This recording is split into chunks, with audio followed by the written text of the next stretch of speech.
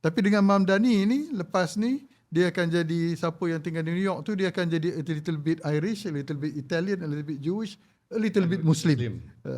Jadi dia bawa Islam bukan dalam bentuk yang cuba nak mendominasi ataupun nak kata nak jadi tuan di New York dan sebagainya, ya.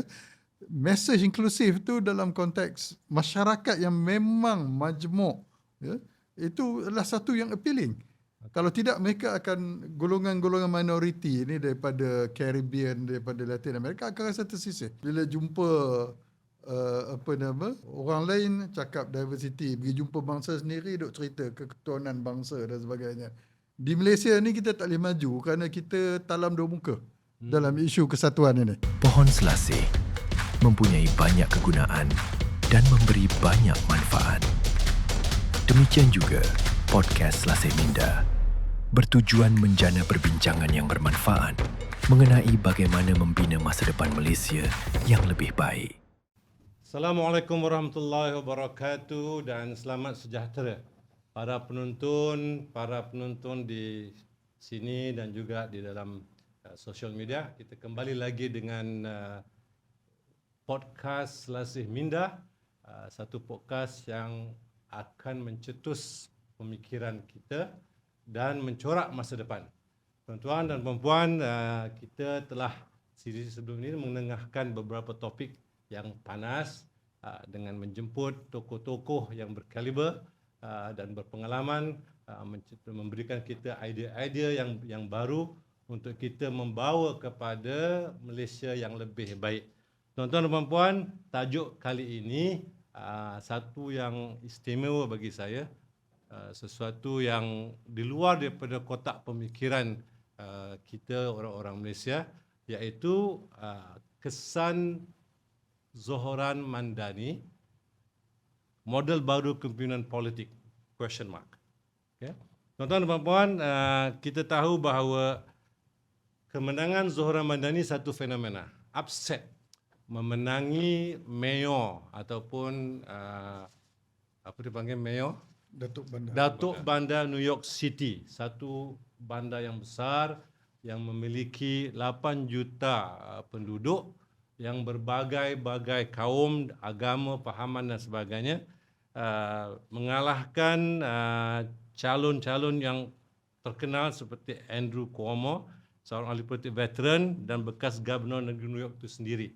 Ya.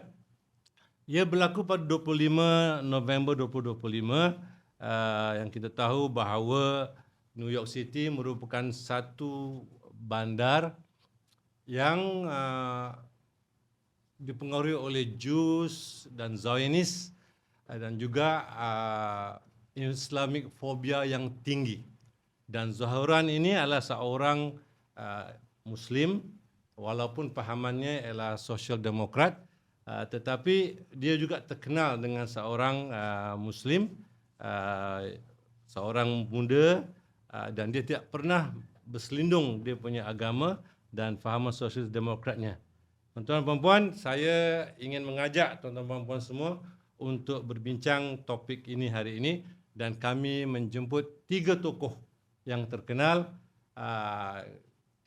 Sebenarnya tak perlu saya memperkenalkan tokoh-tokoh ini sebenarnya, tetapi untuk penonton yang baru mungkin, terutama yang muda, perlu saya terangkan atau perkenalkan.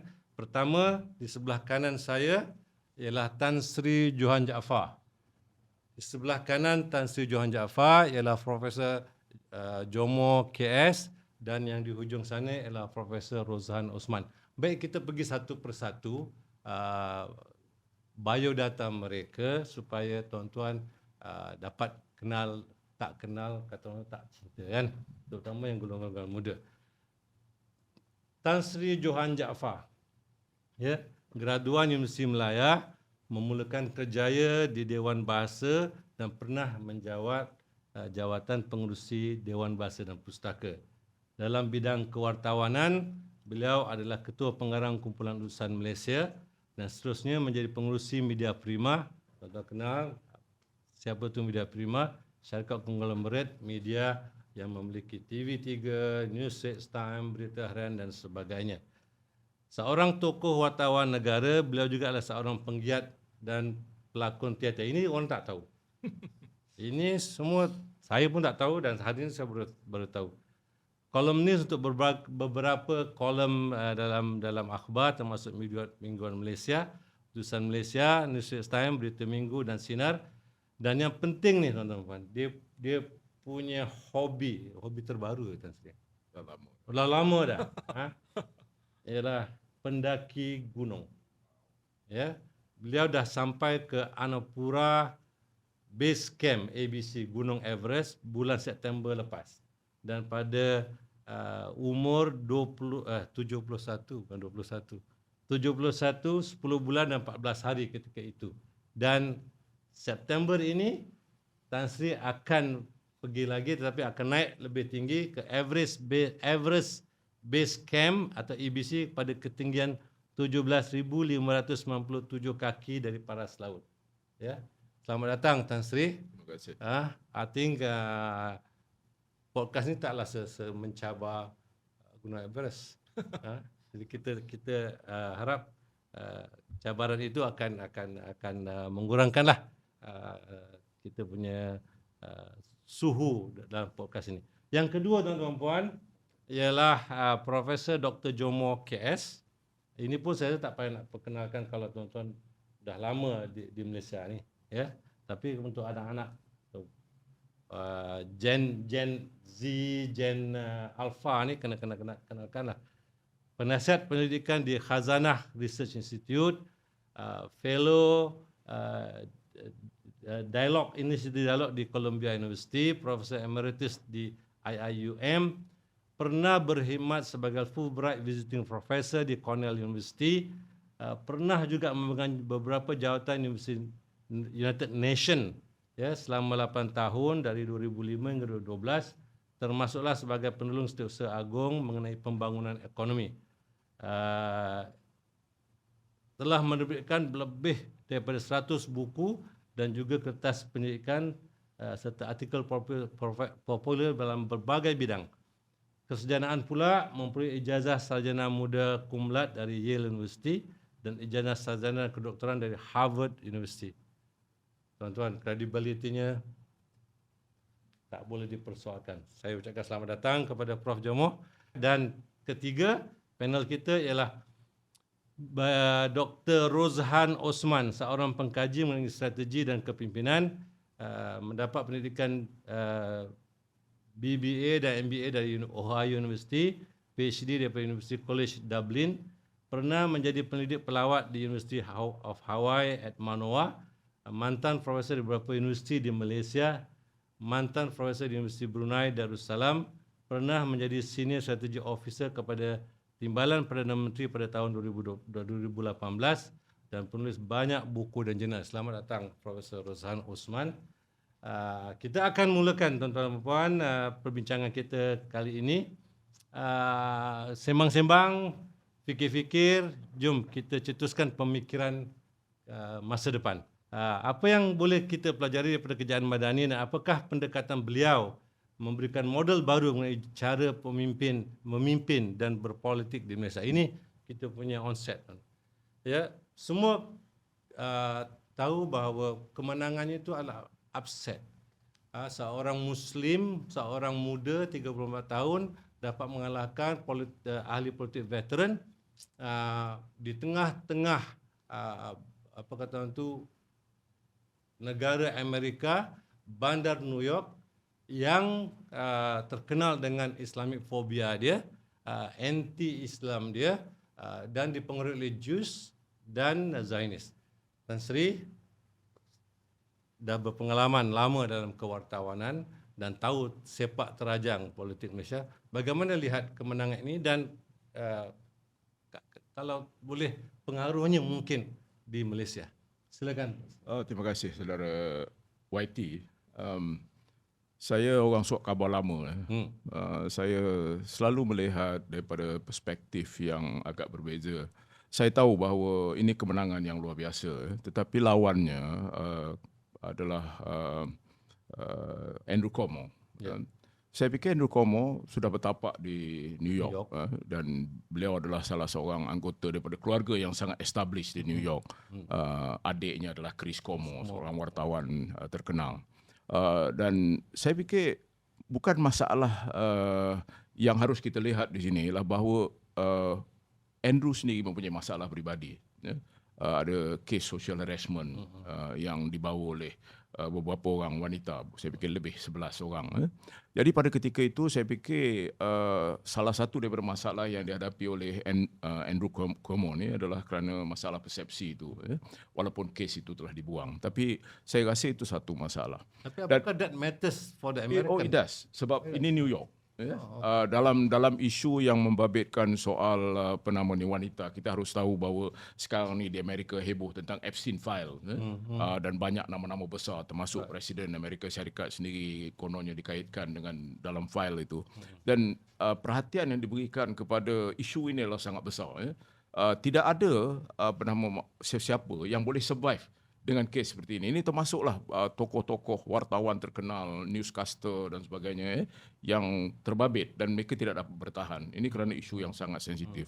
Jadi saya fikir kejayaan Zohran Kwame Mamdani ini adalah sesuatu yang memang bagi saya lah sesuatu yang sangat istimewa, sangat baik. Ini merupakan mayor ataupun Datuk Bandar New York yang ke-112 dan kali pertama seorang Muslim dan kali pertama seorang yang boleh dilabelkan sebagai Asian base. Sebab mak dia daripada India dan bapa dia daripada Uganda. Artinya ini satu perkara yang luar biasa dan kita juga harus ingat bahawa tradisi New York ini melahirkan tokoh-tokoh mayor yang luar biasa dengan Ed Koch, dengan Giuliani, dengan Bloomberg dan sebagainya. Ini memang merupakan satu tradisi yang cukup luar biasa. Jadi kemenangan ini adalah suatu kemenangan yang bagi saya sweet lah, yang manis. Tetapi kita juga harus ingat bahawa ada, saudara sebutkan tadi tentang New York adalah sebuah bandar yang banyak dipengaruhi oleh sentimen anti-Islam dan sebagainya. Tapi hal ini nampaknya sudah berubah. Kalau kita perhatikan, walaupun ini adalah satu-satunya kota di Amerika yang merayakan perayaan Yahudi dan apa yang berlaku dalam pilihan raya kali ini yang membabitkan soal Mamdani ini ialah bahawa tidak kurang daripada 43% orang Yahudi di New York merasakan mereka akan menyokong Mamdani. Dan daripada jumlah itu juga kita perhatikan 67% daripada kaum Yahudi yang berumur di bawah 44 tahun mereka mengatakan akan meletakkan sokongan terhadap Mamdani. Ini penting bagi saya. Ini penting sebab saya fikir sudah ada satu perubahan dari segi sikap orang Yahudi sendiri terhadap apa yang berlaku di Gaza misalnya, terhadap apa yang berlaku dasar Netanyahu di Israel. Jadi perubahan-perubahan ini ada kesannya. Mamdani tidak mungkin boleh menang tanpa sokongan kelompok ini. Seperti juga dia tidak boleh menang tanpa sokongan daripada kelompok-kelompok lain. Jadi ini adalah satu faktor yang harus kita lihat dari segi perubahan sikap. Saya fikir itu pandangan saya. 34% kulit putih, 22% kulit hitam, 15% Asian dan Hispanic 29%. I think the majmuk is very sporadic. And Dr. Rozan, how about the messaging yang dibawa oleh Mamdani hingga boleh mempengaruhi kata Tan Sri tadi, even the Jews support him to win. Okay, terima kasih YT. Saya kira kalau kita meneliti prestasi dan pencapaian Zohran Mamdani dalam pilihan raya Datuk Bandar New York ini, satu perkara yang menarik sebagaimana yang YT sebut tadi, ini adalah satu upset. Dan untuk menghasilkan satu upset itu, maka pendekatan yang diambil tidak boleh menggunakan formula lama. Jadi kalau kita menggunakan formula lama, kita akan hanya menghasilkan pencapaian yang lebih kurang sama dengan pencapaian-pencapaian lalu. Jadi kalau kita nak mewujudkan satu upset, maka strategi pilihan raya yang digunakan oleh Zohran Mamdani ini perlu melakukan beberapa perkara yang berbeza. Dan saya lihat bahawa di antara perkara yang amat ketara di dalam cara Zohran berkomunikasi adalah saya sifatkan sebagai ada 3 ciri. Pertama adalah apa yang saya sebut sebagai simplicity. Mesejnya amat simple. Ya. Sebagaimana disebut oleh Errol Lewis, seorang penganalisis politik di New York City, dan juga Profesor Mas Mustafa Bayumi daripada City University of New York, mesej yang dibawa oleh Zohran Mamdani ini dia tak kompleks, dia tak ada konsep-konsep abstrak, dia tidak ada falsafah, satu saja, affordability. Bagaimana untuk mewujudkan program, bagaimana untuk mengambil pendekatan yang akan dapat meringankan bebanan masyarakat biasa, terutama orang kelas pertengahan dan pertengahan bawah di New York City. Dan ini adalah sesuatu yang memang dapat dirasai oleh semua orang. Semua orang boleh relate, ya, kerana tekanan kos kehidupan, kos sara hidup di New York ni memang tinggi. Ya. Itu saya lihat sebagai perkara pertama yang membuatkan dia mudah memenang undi daripada semua segmen pengundi di New York City, bukan hanya kepada orang Islam ataupun orang Asia saja. How do you make it so simple to understand the message, the messaging? Walau kos sara hidup merata, mana? Okay. Kat Malaysia pun kos sara hidup, tapi sampai sekarang tak boleh nak address the issue. Okey. Ini berkait dengan elemen kedua yang saya nak sebut, iaitu dia juga dalam menyebut tentang masalah kos sara hidup, dia juga menawarkan program-program yang khusus. Ya. Kalau kita lihat orang kata dia ni socialist demokrat, ya, mungkin nanti ada orang kata oh dia ni socialist dan therefore dia ni komunis. Sebenarnya apa dimaksudkan dengan socialist dalam konteks spektrum politik di Amerika ni, dia berpegang pada pandangan bahawa kerajaan perlu lebih melibatkan terbabit dalam menyelesaikan masalah-masalah rakyat. Sebab kalau kita lihat aliran konservatif ni berpandangan bahawa semuanya perlu ditentukan oleh kuasa pasaran. Oleh sebab itulah di Amerika ni khidmat perubatan, khidmat hospital sebenarnya diurus ataupun dikendalikan oleh sektor swasta.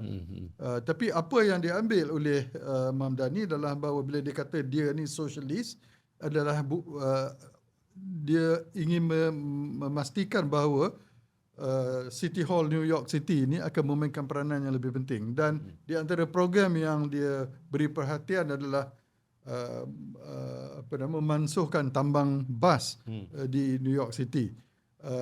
Mencari jalan untuk mengawal kadar sewa di New York City, memberi khidmat penjagaan kanak-kanak untuk orang yang pergi bekerja. Ya. Jadi dia mengatakan affordability dan dia ada program yang khusus bagaimana dia akan mencapainya. Dan saya tertarik bila dia ditemu-dega oleh Erin Burnett dalam CNN. Orang politik ni selalulah dia suka berjanji kan, di mana pun kami akan hapuskan tu, nak buat ni dan sebagainya. Lepas tu buat tak tahulah. Bila tanya macam mana nak buat, tak semestinya dia boleh terangkan. Tetapi Zohran Mamdani dia boleh menerangkan, ya, secara yang khusus dan cara terperinci. Ini kosnya berdasarkan perkiraan yang dilakukan berdasarkan data yang sedia ada. Ini pendapatan yang boleh kita gunakan untuk membiayai program-program ni, jadi clear. Dan dia juga dapat menyebut contoh-contoh program yang sebegini yang telah berjaya dilaksanakan di tempat-tempat lain. Jadi bila orang dengar, orang tahu bahawa dia ni bukan omong-omong kosong. Ya? Dia cara dia berhujah, cara dia menerangkan sangat meyakinkan. Jadi saya rasa inilah yang membuat dia menjadi upset. Sebab kalau kita lihat dalam salah satu debat di antara calon-calon Datuk Bandar tu, ada 4 calon kan masa tu. Ya. Dan bila pemberita tu tanya, newscasters tu tanya, apa yang di mana kamu akan pergi selepas kamu jadi jika kamu dilantik jadi. 3 lagi semua kata, pertama sekali dia akan pergi Israel. Zohran Mamdani kata, saya tak pergi mana, saya akan duduk sini, saya akan selesaikan masalah penduduk New York. Jadi ini di antara perkara sebenarnya menyebabkan upset. Orang melihat, dia ni lain. Ya. Dan at the same time, message dia yang bersifat inklusif. Kalau kita tengok contoh yang dia sebut dalam ucapan-ucapan dia tentang pengalaman orang biasa, tentang orang yang menjual sebagai penjaja, ya. Jadi ini dia membawakan mesej bahawa dia ni leader of the people. Dia tidak bercakap konsep-konsep yang perlu diadakan seminar. Saya nak stop situ. Saya nak alih kepada Prof. Jomo. Okay. Leader of the people and policy, affordability policy is a social economic issue. Dr. Jomo, any comment on that as a central point of campaign? Saya rasa selain daripada mau tidak mau, Zoran terperangkap dalam keadaan di mana dia terpaksa menghadapi tuduhan-tuduhan daripada musuh, daripada pihak lawan. Pihak lawan itu bukan satu, tapi seperti disebut tadi, ada 3 pihak lawan pada peringkat terakhir. Ya. Dan itu juga merupakan salah satu kelemahan bagi pihak yang ingin mengalahkan dia. Ya, mereka tidak dapat sepadu dan jelas misalnya bahawa calon Republican itu tidak disokong oleh Trump. Ya, calon Trump menyokong Cuomo, dan seperti disebut tadi, Cuomo ini adalah seorang yang mempunyai yang mempunyai rekod yang kurang baik, ya, dan terutama sekali terhadap wanita. Ya, dan ini merupakan satu isu yang cukup sensitif di kalangan, bukan hanya di kalangan wanita sendiri, di kalangan lelaki-lelaki yang tidak suka orang yang ada duit, kerana ada duit ataupun ada kuasa mengambil kesempatan daripada itu. Jadi itulah antara sebabnya saya rasa Cuomo sukar menang, ya, sama ada sokongan daripada. Dan satu lagi Datuk Bandar yang sedia ada tu, dia penuh dengan kontroversi, penuh dengan korupsi dan sebagainya. Jadi kita harus ingat ya bahawa walaupun ramai orang menganggap ya, bahawa korupsi ini satu yang biasa, sebenarnya toleransi orang ramai terhadap korupsi, terhadap rasuah dan sebagainya ada hadnya juga, ya. Dan sudah tentu kita dapat lihat dalam kes apa yang berlaku di New York, itu sudah sampai boleh dikatakan tahap maksimumnya, ya, tidak dapat diterima. Oleh kerana itu saya rasa apa yang dicapai Zoran itu adalah kerana dia dapat walaupun tidak dapat dinafikan bahawa dengan menghadapi keadaan inflasi yang dihadapi pada waktu itu, apalagi sekarang, ya, dengan kenaikan harga minyak, dengan kenaikan harga barang-barang lain dan sebagainya, yang semua orang tahu bahawa ini adalah akibat daripada daripada perangai presidennya sendiri. Ya. Jadi sudah tentu Zoran itu tidak akan disalahkan atas dasar itu, namun dia akan cuba melakukan dasar-dasar yang dapat meringankan. Ya, tidak sebagai Datuk Bandar New York, dia tidak ada sesiapa yang mengharapkan dia selesaikan segala masalah kemampuan hidup, ya. Tetapi dia kerana dia tidak menjanjikan terlalu banyak, menjanjikan, dan seperti disebut tadi Profesor Roshan, dia menjanjikan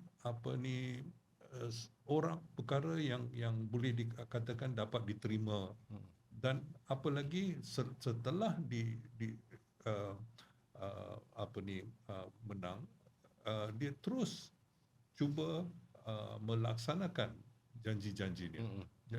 Itu bukan omong-omong kosong seperti disebutkan tadi.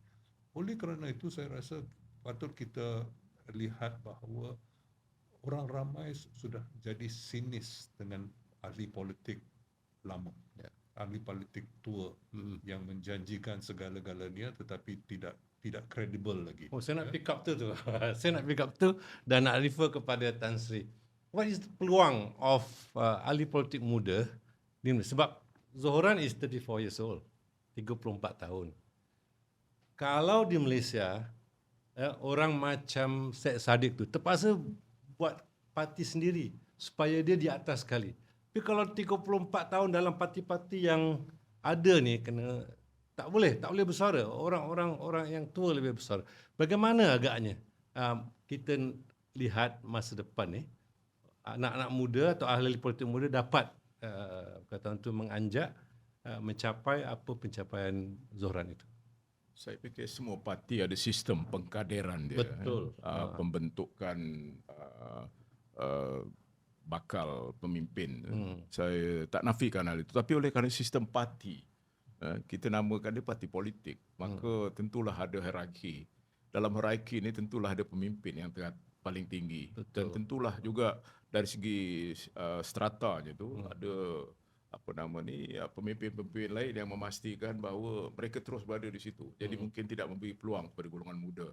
Saya fikir kita tak boleh nak samakan Zohran ni dalam konteks parti politik Di Malaysia. Sebab Zohran ni sebab dia berdiri sendiri dalam konteks ni. Dan beliau ada pengalaman. Sebelum ini beliau adalah wakil daripada Assembly New York. Bukan artinya ini kali pertama dia masuk dalam politik. Negeri New York. Ya? Negeri Dia New York.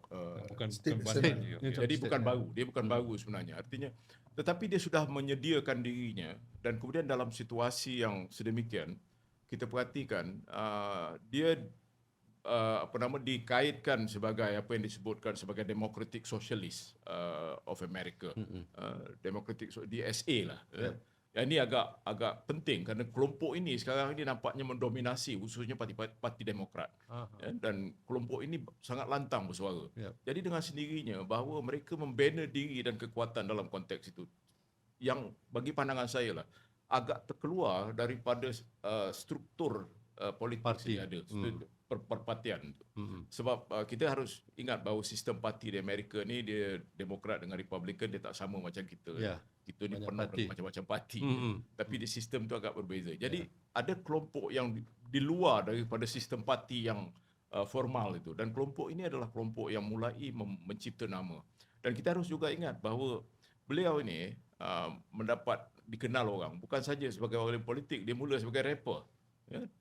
Dia mula sebagai rapper. Betul. Ni macam di Nepal sekarang ni. Macam seorang ahli panel yang dulu bermula sebagai pelakon teater. Perdana Menteri dia pun bekas rapper. Jadi maksudnya pendedahan pada peringkat awal itu juga sangat penting. Artinya kita harus ingat kelompok generasi yang baru yang ini dia melihat kalau dibandingkan dengan 3 orang lain orang ini lebih dikenal. Dan satu lagi perkara yang saya nak beri perhatian ialah siapa latar belakang Zohran. Ibunya adalah seorang pembikin filem terkenal, Mira Naya. Ini adalah seorang pembikin yang saya sangat meminati filem-filem beliau lah.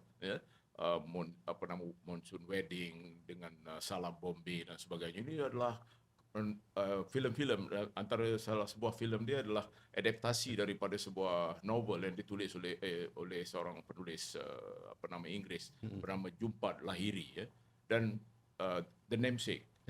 Ini semua adalah filem tentang identiti, tentang kelompok imigran India yang sampai ke Amerika dan sebagainya. Mississippi Masalah misalnya, salah sebuah filem dia. Jadi crisis identity contestation saya selalu sebutkan sebagai identity contestation ini penting dalam konteks ini.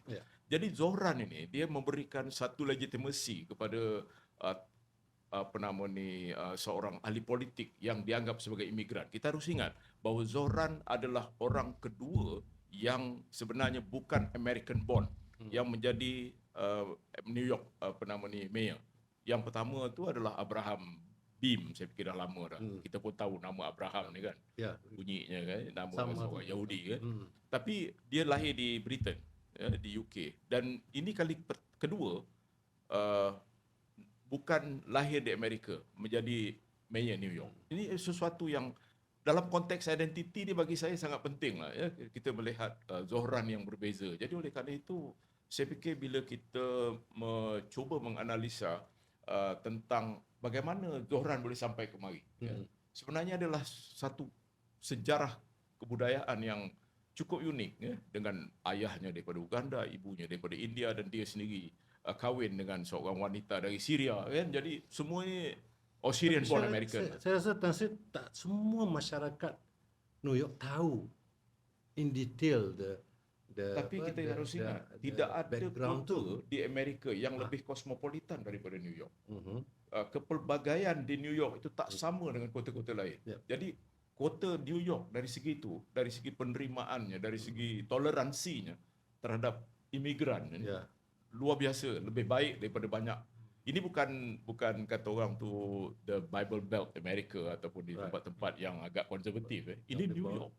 New York ini dia adalah negara dalam negara. Yeah. Within You state. have 8 million people living in New York. It's almost like one third the population of Malaysia. Yeah. 1/3 daripada penduduk Malaysia duduk di New York. Artinya kepelbagaian yang luar biasa. Dan New York ni terkenal bukan saja sebagai kerana orang Yahudinya, tetapi kerana imigran yang datang dari Itali, pengaruh orang Itali yang cukup Hispanic, kuat dengan segala cerita mafianya dan sebagainya. Jadi ini luar biasa. Dan Di New York Queens saja ada 132 bahasa yang dipakai. Di Queens saja. Itu sebahagian daripada New York. Kalau kita lihat bahagian-bahagian daripada New York ni, kebanyakan namanya dari Belanda dulu. Ya, macam Brooklyn, Bronx, semua nama-nama Belanda.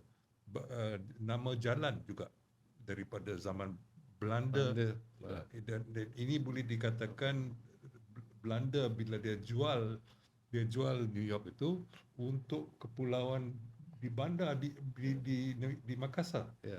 Di Indonesia. Macam mana dia boleh Dia trade in. orang New York ni, Prof, dengan Tan Sri, dengan Dr. Rozan, boleh move away from this political identity ni. They go into what they offer. Mana kalau di negara kita ni, dia kata, oh ini orang Melayu ni, oh ni orang Cina ni, tak boleh kita nak. Tapi macam mana dia boleh move away from that and vote for Mamdani? Terusan. Saya kira kerana mesej Mamdani itu sendiri adalah mesej yang inklusif. Dia tidak cuba menonjolkan diri dia sebagai mewakili orang Islam sahaja, ataupun dia ni anti Yahudi, ataupun dia ni mewakili masyarakat orang-orang daripada Asia saja. Jadi mesej dia tu konsisten. Sehingga kan Mustafa Bayumi dalam sifatkan kesan Mamdani dia mengatakan oleh kerana New York City ni banyak kumpulan-kumpulan imigran, sesiapa yang tinggal di New York tu dia akan jadi a little bit Irish, a little bit Italian dan a little bit Jewish. Tapi dengan Mamdani ni lepas ni dia akan jadi siapa yang tinggal di New York tu dia akan jadi a little bit Irish, a little bit Italian, a little bit Jewish, a little bit Muslim. Jadi dia bawa Islam bukan dalam bentuk yang cuba nak mendominasi ataupun nak kata nak jadi tuan di New York dan sebagainya, ya. Mesej inklusif tu dalam konteks masyarakat yang memang majmuk, ya, itu adalah satu yang appealing. Kalau tidak, mereka akan golongan-golongan minoriti ini daripada Caribbean, daripada Latin America akan rasa tersisih. Jadi itu juga saya anggap merupakan kekuatan. Dan kalau kita tengok the team yang di sebalik kempen Mamdani ini sangat pelbagai latar belakang mereka dari semua bangsa, agama, dan demikian juga apabila dia memenangi pilihan raya itu dia menyubuhkan tim untuk memimpin City Hall. Tim dia tu pun kalau kita lihat masa inauguration tu, masa angkat sumpah tu amat diverse, ya. Jadi dia konsisten dengan mesej itu. Jadi itu menjadi satu perkara yang self-reinforcing. Ya? Dia bukan bila jumpa orang lain cakap diversity, pergi jumpa bangsa sendiri duk cerita keketuhanan bangsa dan sebagainya. Di Malaysia ni kita tak boleh maju kerana kita talam dua muka dalam isu kesatuan ini. Wah, okay. That's good. Talam dua muka. But how can we change in Malaysian political climate sekarang? Pada tahun 80-an, di Amerika, politik Amerika boleh dikatakan politik identity makin menebal. Dan ini berterusan sehingga sekarang.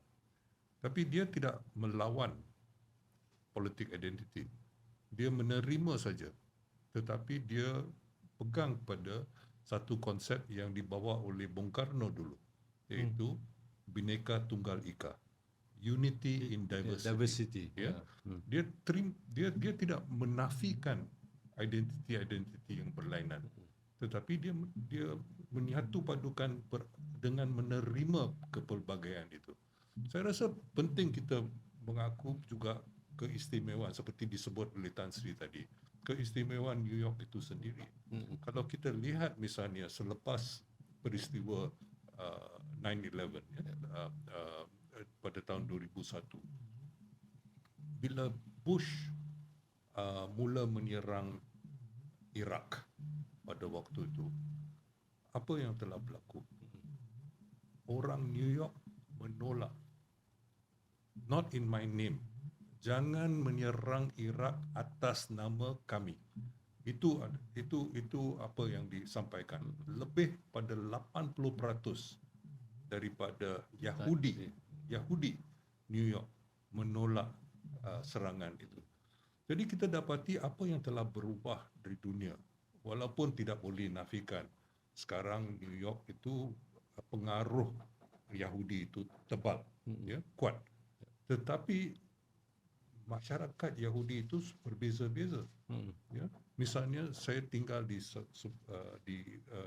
Pulau Roosevelt, ya, di mana setiap tahun kita dapati bahawa ada golongan yang Yahudi yang setiap tahun akan tunjuk perasaan di depan kedutaan Yahudi Israel. Israel di New York. Dia akan tunjuk sebab bagi mereka Atas isu apa, Prof?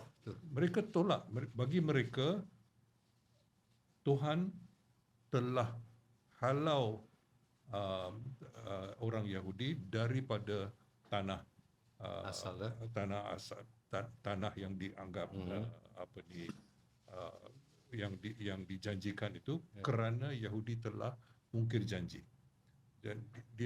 Dan bagi mereka, ya, tafsiran kumpulan ini, nasib Yahudi itu untuk roam the earth, ya. Okay. Dan itu adalah pandangan mereka, ya. Baik.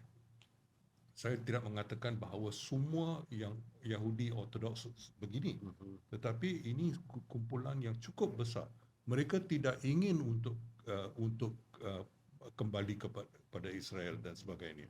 Mereka tetap di New York dan di tempat-tempat lain, terus dengan kepercayaan mereka sendiri, amalan mereka sendiri. Cukur, misalnya semua wanita cukur rambut, dia pakai rambut palsu, ya, itu kepercayaan mereka. Dan setiap tahun mereka akan ke Pulau Roosevelt itu kerana untuk Ritual. bukan dia datang untuk tengok cherry blossoms. Okay. Sebab pulau itu ada banyak pokok cherry blossom, dan mereka akan datang, ya. Sebab apa yang boleh diterima dari segi tabiat, ya, perangai yang baik itu adalah agak terhad, ya. So untuk melawat pulau itu dianggap sesuatu yang okey. Jadi kita tak boleh kita golongkan semua orang Yahudi ini semua Zionis. Malah apa yang telah berlaku, orang Yahudi yang hendakkan perdamaian dan sebagainya, lama kelamaan mereka yang asal itu ramai yang telah meninggal, dan juga ramai yang telah berhijrah dari Israel. Jadi yang tinggal sekarang ini yang adalah mereka yang hardcore Zionis, ya. Dan oleh kerana itu kita dapati bahawa sokongan yang dapat diterima Netanyahu ini di sekitar 90%, ya, daripada Yahudi di Israel yang menyokong dia. Ya. Tetapi itu tidak bermakna bahawa semua Yahudi di dunia sokong dia. Ya. Dan kalau kita mempunyai satu strategi, satu dasar yang tidak membezakan, tidak mengambil kira kepelbagaian di kalangan orang Yahudi sendiri, ya, seperti dilakukan oleh Zoran, kita sudah tentu kita menolak kawan, ya, bakal kawan, dan kita akan terpaksa menerima orang yang boleh dikatakan Apakah itu mudah dilakukan di Malaysia, Tan Sri? dalam Konteks politik identiti dan asal usul dan sebagainya. kita ni pasal kadang-kadang di Malaysia ni kita ni dah anggap Yahudi itu sebagai jahat lah. Kita guna perkataan tu sebagai secara menyeluruh. Kita gambarkan semua orang Yahudi jahat. Kadang-kadang kita lupa bahawa kebanyakan Nabi kita pun sebenarnya orang daripada kaum Bani Yahudi. Israel kan? Bani Israel.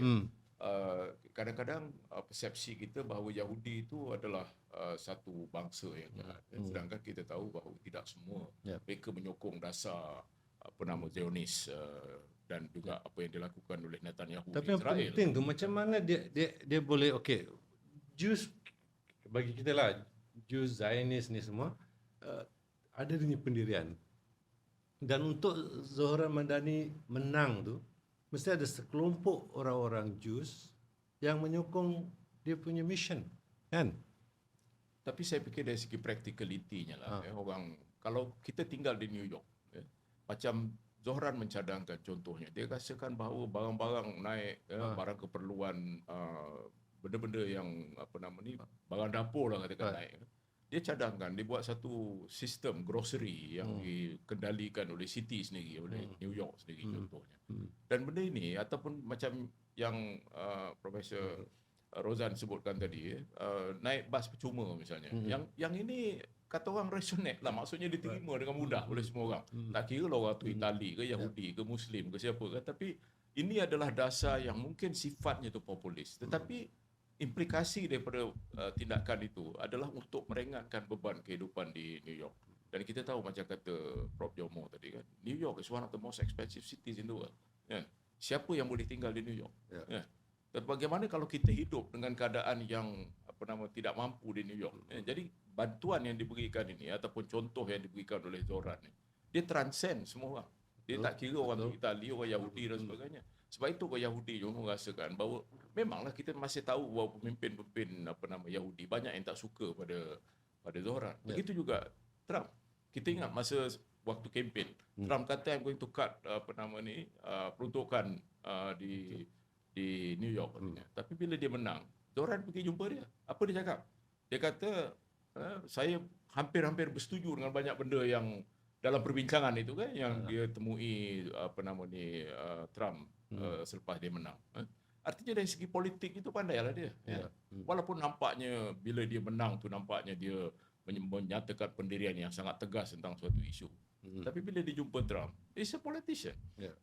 Dan dia menyatakan sesuatu yang Trump boleh kata, we agree on a lot more than I would have thought. Bagi Zohran itu satu kemenangan kata orang tu untuk dia lah dalam konteks itu. Artinya sekarang ni tak adalah kita dengar Trump duduk attack New York dan sebagainya. Artinya dari segi polisi dan dari segi dasar dan juga dari segi kenyataan, di politik ni begitulah kan. Yang pertama janji, yang kedua tindakan, dan yang ketiga harapan. This is about hope. Macam kata Prof tadi, dia tak boleh menyelesaikan semua masalah di New York, tetapi dia memberikan harapan. Itulah politik, itulah yang menjanjikan kemenangan, itulah yang akan mengekalkan sama ada Zohran boleh bertahan sebagai New York Mayor. Back to Dr. Rozan. With this politik, do you think any influence, boleh ada pengaruh tak kepada politik di Malaysia? Nak kita tahu bahawa pilihan raya umum akan tak lama lagi. Saya nak step back sedikit to just follow up on point yang dibawa oleh Prof. Jomo tadi. Sebenarnya dari segi sikap di kalangan masyarakat Yahudi ini, satu benda yang ketara sebelum pilihan raya ni pun, sentimen kalangan masyarakat Yahudi yang menentang apa yang berlaku di Gaza tu sudah kuat. Sebab itulah kita lihat munculnya gerakan seperti Jewish Voice for Peace. Dan selain daripada itu, sejak tahun 80-an lagi semasa saya menuntut di Ohio, kami banyak menjemput penceramah-penceramah Yahudi seperti Alfred Lilienthal, Mark Lane. Ya, mereka ni adalah memang Yahudi tetapi Yahudi yang anti-Zionis. Jadi semasa kami di Ohio tu, kita menggunakan hubungan ini sebagai cara untuk membuka kefahaman. Kalau kita panggil pelajar Palestin untuk bagi ceramah, orang lain tak akan datang. Jadi kita bawa orang yang memang berlatar belakang Yahudi, dia memang rakyat Amerika untuk menerang. Jadi daya tarikan dia lebih kuat. Apa pengajaran untuk masyarakat kita di Malaysia, ya? Pertama, kalau kita nak sasarkan perbincangan ini kepada generasi muda, mereka sendiri perlu proaktif. Sekiranya mereka ingin mengubah masyarakat ini kepada yang lebih baik, mereka jangan mengharapkan semuanya perlu ikut pada pemimpin-pemimpin generasi lalu. Ya, pemimpin-pemimpin generasi lalu dihasilkan dari konteks yang berbeza, dengan nilai-nilai yang berbeza, keutamaan-keutamaan yang berbeza. Ya. Saya kira kebanyakan pemimpin yang dah above 60, above 70 ni ramai yang dulu masa mereka kecil, masa mereka muda hidup dalam masyarakat setempat yang homogeneous. Orang Melayu dulu tinggal orang Melayu, tak bercampur dengan bangsa lain. Demikianlah juga masyarakat pemimpin-pemimpin Cina. Tapi hari ini realiti kita berbeza. Ya. Sebahagian besar daripada penduduk Malaysia tinggal di bahagian di kawasan bandar, ya, bekerja di sektor swasta dan juga sektor awam. Tetapi apa yang kita perlu lihat adalah kesemua ini harus dijadikan sebagai kesempatan untuk berinteraksi, membina kesefahaman di peringkat individu. Tapi itu hope, itu adalah ideal. The realitinya beza. Macam mana kita nak close the gap? Itulah kita harap Selasih Minda ni dapat mencetuskan pemikiran kesedaran bahawa anak muda kena mengubah. Bukan menganggap bahawa mereka ni pengikut pasif, hanya terima status quo, kerana status quo yang ada hari ini mungkin akan menyebabkan masa depan negara, masa depan mereka malap. Apakah kita anak muda hari ini yang umur dalam 20, 30, 40, kenapa mereka perlu dibebankan dengan masalah daripada generasi tahun 60-an, tahun 50-an? Ini bukan isu mereka, ini bukan perbalahan mereka. Tiba-tiba kita yang tua-tua ni duk balik cerita, oh ingat 1969, ingat 13 Mei. Mereka belum lahir lagi pun masa tu. Betul. Selama. Yang bapa mereka pun belum lahir.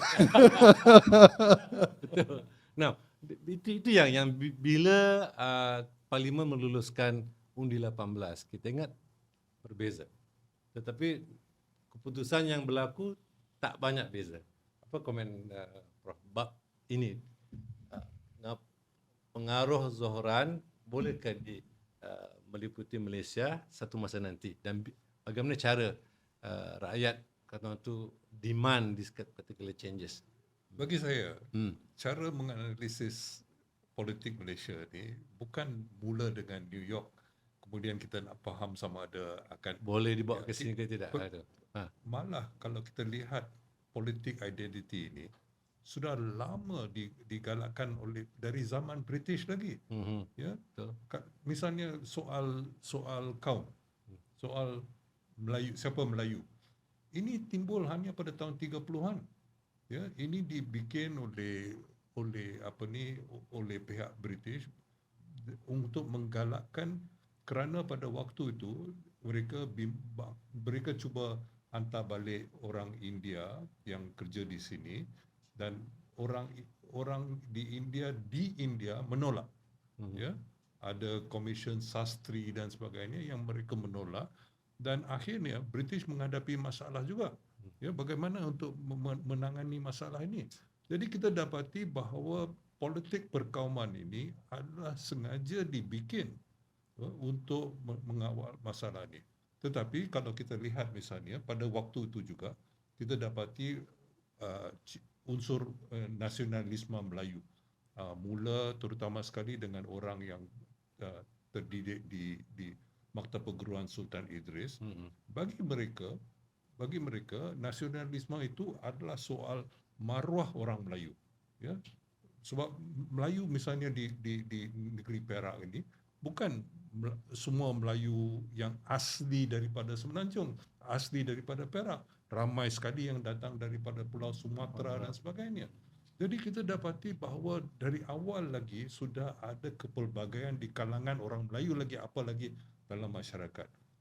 Tapi yang berbeza sekali di Malaysia kalau dibanding misalnya di Indonesia, kita dapati bahawa pengasingan di kalangan orang antara orang yang datang kerja di estate ataupun di Lombong dan sebagainya kuat dan berterusan, ya. Sedangkan kalau di Indonesia misalnya, orang seperti ditunjukkan oleh arwah Ahmad Adam, ya.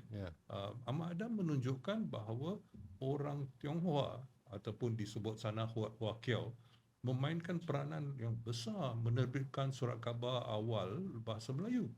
Ya, bukan surat khabar bahasa Melayu digalakkan bukan oleh orang Melayu totok, ya, daripada Riau ataupun daripada Lingga, tetapi digalakkan kerana dari zaman Sriwijaya lagi perdagangan di Nusantara itu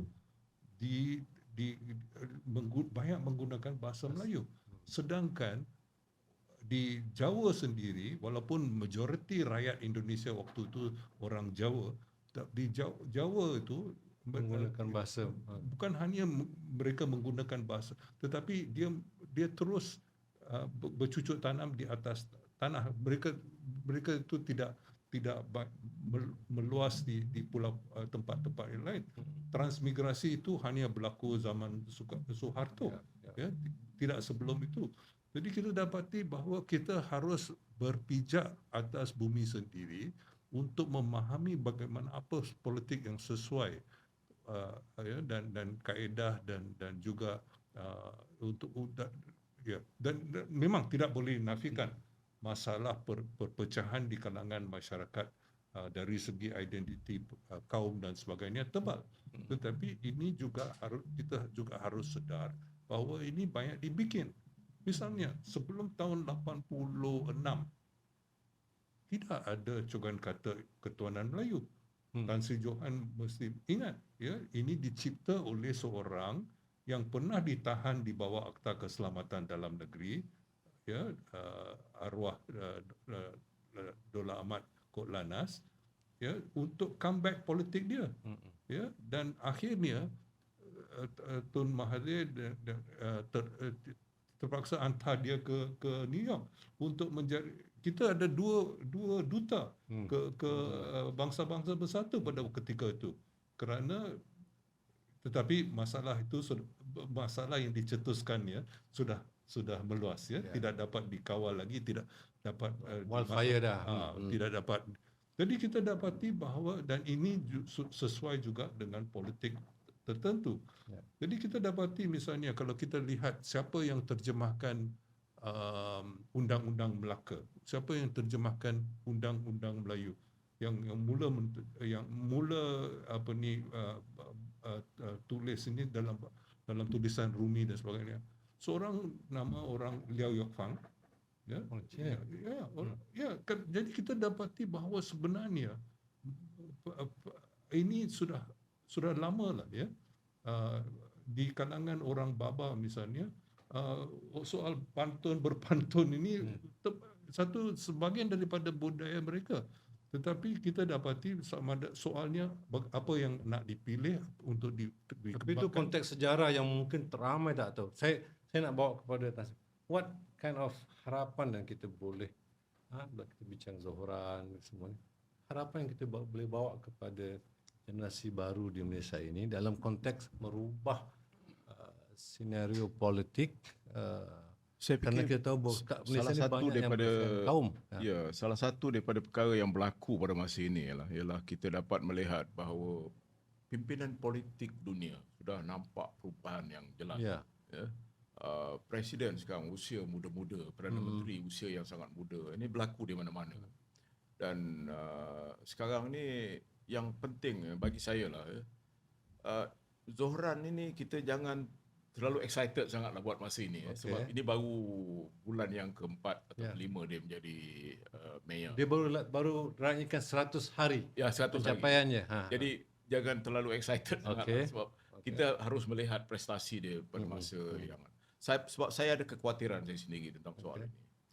Di Amerika, untuk kali pertama, seorang wanita berhijab diletakkan di di Senate, di House of Representatives. Ilhan Omar. Ya, itu Ilhan Omar.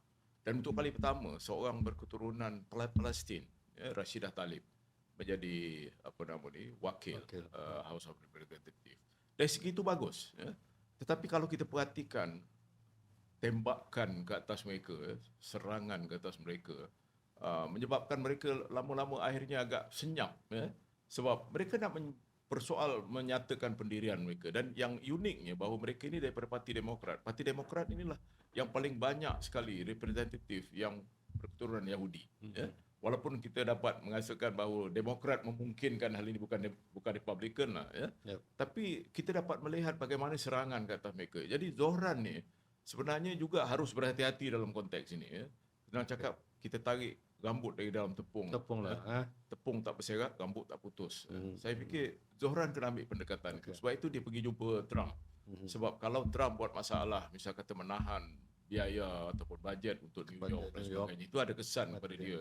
Apa pun yang dia nak buat akan jadi masalah. Tapi nampaknya dia mengambil pendekatan, approach ataupun bertemu dengan Trump, walau apa pun kesannya. Itu baguslah ya sebenarnya. Jadi bagi saya, kita ada perlu kebijaksanaan. Dan saya bagi saya lah, orang macam Zohran ni kan, dia ada kematangan, walaupun usianya muda, dia ada kematangan itu sendiri, ya, dia untuk melihat secara pragmatik lah. Nah, politik is about pragmatism. Dan ini bukan soal kita nak memperjuangkan kepentingan kita. Ya. Macam yang kita sebutkan tadi lah, dia bukan memperjuangkan orang Yahudi, dia bukan memperjuangkan orang Islam, dia bukan memperjuangkan orang Irish ataupun dari keturunan Itali atau siapa pun, tapi dia melihat sebagai mayor of New York. Tapi tidak di Malaysia, Tan Sri. Dia mencantumkan akidah dengan politik itu. Itu yang jadi politik identiti itu. Itu tak dapat dinafikan lah. Itu soal masing-masing, dia pandangan dia. Tapi kalau kita melihat secara jujur lah, the situation is not that bad lah di Malaysia ni kan. Cuma kerana orang main sentimen itu, pada akhirnya mereka mau menjadi juara kepada kaumnya, juara kepada agamanya. Dan hal-hal yang kecil, yang batil, yang tak penting menjadi isu besar. Dan lebih-lebih lagi dalam konteks hari ini, kita ada social media. Social media ini sebenarnya has become a weapon of mass destruction. Ya, bagi saya lah. WMD baru. Benda yang kecil, yang non-issue. Soal kecil. Orang mabuk. Ya, memang yang mabuk itu satu kaum. Yang kena langgar itu satu kaum lain. Ya, jadi, dan tiada siapa pun dalam dunia ni, baik apa bangsa sekalipun, yang boleh menerima hakikat seorang pemandu itu mabuk. Ya, benda itu berlaku. Tapi benda itu tiba-tiba menjadi benda yang sangat racial sifatnya. Segala-galanya dalam konteks kita ni dilihat daripada kacamata yang sangat sempit dalam konteks itu. Kita memang, orang ni memang kita tak dapat nak maafkan kerana perbuatan dia, kerana dia memandu dengan cara bukan kerana kaum. Bukan kerana kaum. Dan dia boleh berlaku pada siapa saja. Tapi kita, tendensi kita lah, selalunya melihat daripada satu kacamata. Dan dia langsung tidak membantu. Social media langsung tidak membantu. Jadi oleh kerana itu saya fikir kita perlukan pemimpin yang inklusif, yang lebih terbuka, yang dapat melihat daripada luar kerangka skema perkauman itu saja, supaya ini dapat kita ubah. Mungkin pengajaran yang boleh kita ambil, walaupun sebenarnya kita boleh belajar daripada orang kita sendiri. Pemimpin-pemimpin zaman dahulu, daripada Tengku Abdul Rahman sampai kepada Tun Ismail dan sebagainya. Ini semua adalah orang yang sangat terbuka, yang membuka diri dan hati dia kepada semua rakyat Malaysia. Mereka bukan pemimpin Melayu saja, tapi pemimpin Malaysia. Untuk Malaysia. Ya. Dr. Rozhan? Saya ingin memberi komen yang ringkas saja. Kita perlu meraihkan aspek-aspek yang positif supaya sedikit sebanyak kita dapat merungkaikan cengkaman identiti politik di dalam masyarakat kita. Sebagai contoh, semalam hari sebelum itu tersebar di media sosial tentang kisah seorang pemuda Cina yang motosikalnya rosak di tengah malam, memanggil seorang mekanik Melayu untuk datang memperbaiki motosikal itu, dan mekanik Melayu itu mendapati pemuda Cina itu tak ada duit dan sebagainya, tanya kepada makan tak. kemudian dia tak nak ambil bayaran untuk upah. Jadi ini merupakan pengalaman yang positif yang harus kita raikan dan jadikan contoh. Ini yang harus diviralkan sebab inilah yang kita lihat sebagai realiti yang lebih kerap kita hadapi setiap hari. Jadi dan pandangan saya, kita ni mungkin dah last mile lah. Dah last mile. Last mile Datuk naik atas, pergi Everest. Last mile kita orang dua ni tak tahu ke mana. Tapi still ada harapan. Ada harapan, tetapi momentumnya perlu dijana oleh generasi muda. Kerana mereka adalah golongan yang akan membentuk masa depan negara ini. Betul. Dan mereka perlu bersikap kritikal terhadap mereka yang cuba menjana kebencian, mengguna politik kebencian dan cara berpolitik yang toksik. Jadi kalau kita marah orang menghina agama, menghina bangsa, kenapa kita tidak marah bila orang menghina martabat insan itu sendiri? Tidak dapat menghormati manusia dan sebagainya. Jadi bagi saya itu titik permulaan yang perlu kita lakukan, dan saya rasa itulah di antara kejayaan Zohran Kwame Mamdani. Tak ada kena-mengena dengan Jomo Kwame Sundaram. Jadi itulah yang kita berharap. Pemikiran ini akan mula tercetus di kalangan pemimpin-pemimpin pelajar, di kalangan pemimpin-pemimpin belia dan juga NGO, supaya mereka dapat mengorak langkah untuk mengubah. Sebenarnya saya katakan tadi, demand the changes tu. Yang penting jadi satu movement untuk mengubah. Sebenarnya saya kata tadi, mereka tidak seharusnya dibebankan oleh konflik, kebencian dan permusuhan lama. Datuk, nenek mereka dan bapa mereka. Sudahlah yang tu, biarlah. Tidak harus dibawa-bawa sehingga menjejaskan masa depan anak-anak cucu-cucu kita nanti. Ingat masa dah tak membenarkan kita untuk teruskan. Saya nak ucapkan terima kasih kepada Tan Sri, kepada Prof. Jomo dan Dr. Rozan kerana menjadi tetamu bagi podcast Selasi Minda kali ini, dan saya teruja dengan lontaran-lontaran idea, dan memang sebagaimana slogan yang kita gunakan, mencetus pemikiran, memang menggunakan data-data fakta sejarah untuk mencorak masa depan yang kalau itu tidak masuk the same pitfall yang telah yang telah kita lalui sebelum ini. Saya harap ini didengar oleh generasi muda terutamanya dan pemimpin politik sekarang ini, supaya masa depan Malaysia akan lebih. Jadi terima kasih banyak Tan Sri, terima kasih banyak Prof. Jomo, Dr. Rozan. Saya harap di masa akan datang sudi menerima jemputan daripada Selasi Minda. Dan kita ucapkan terima kasih kepada penonton-penonton semua kerana tekun bersama kami mengikuti podcast kali ini. Dan terima kasih, hingga kita jumpa lagi. Selasi Minda, mencetus pemikiran, mencorak masa depan. Terima kasih.